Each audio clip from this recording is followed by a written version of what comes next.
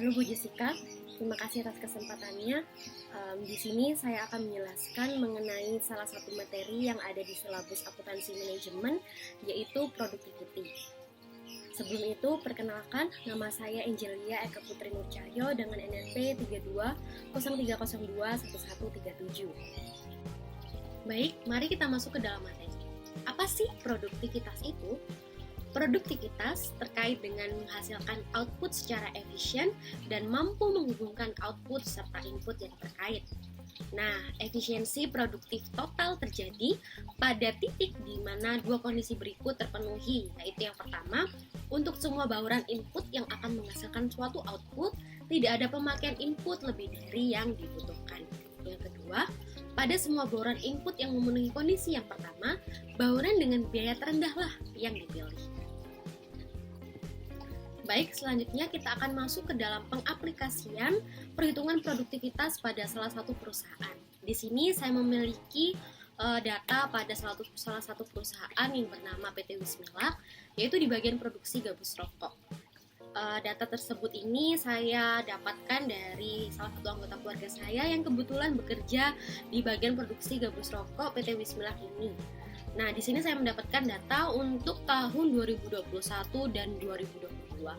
Untuk outputnya ini sendiri dalam satuan kilogram di tahun 2021 sebanyak 5.000 kg dan tahun 2022 sebanyak 5.500 kg.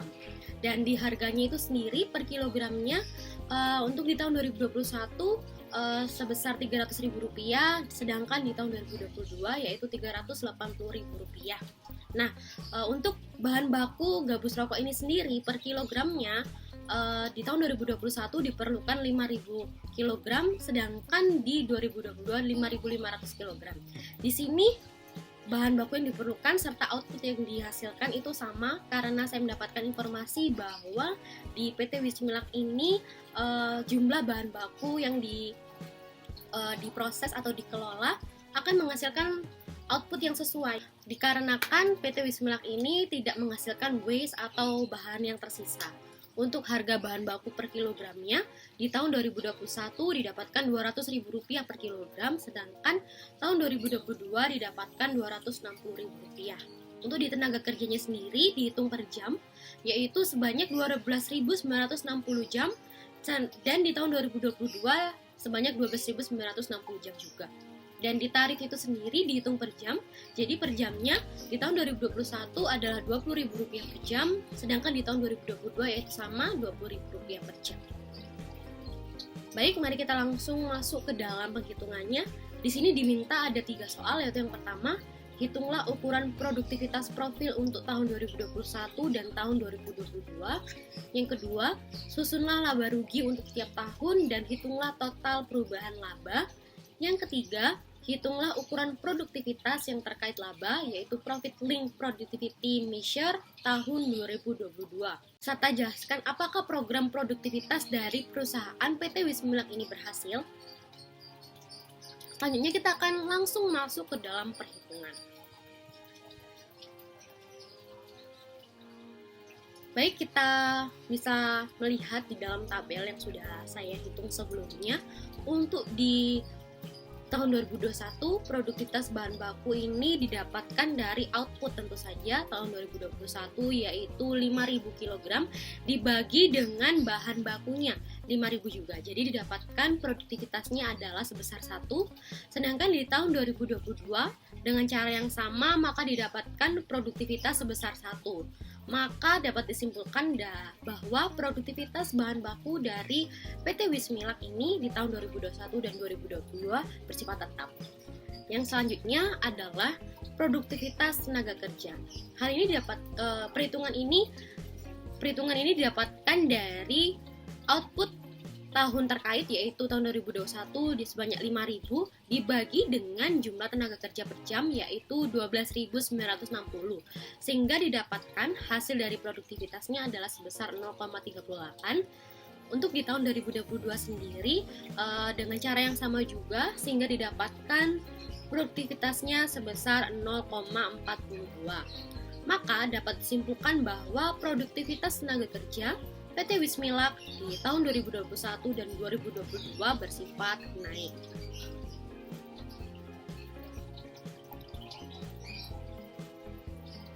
Untuk soal yang kedua, kita akan membuat laporan laba rugi dari PT Wismilak ini di tahun 2021 dan tahun 2022.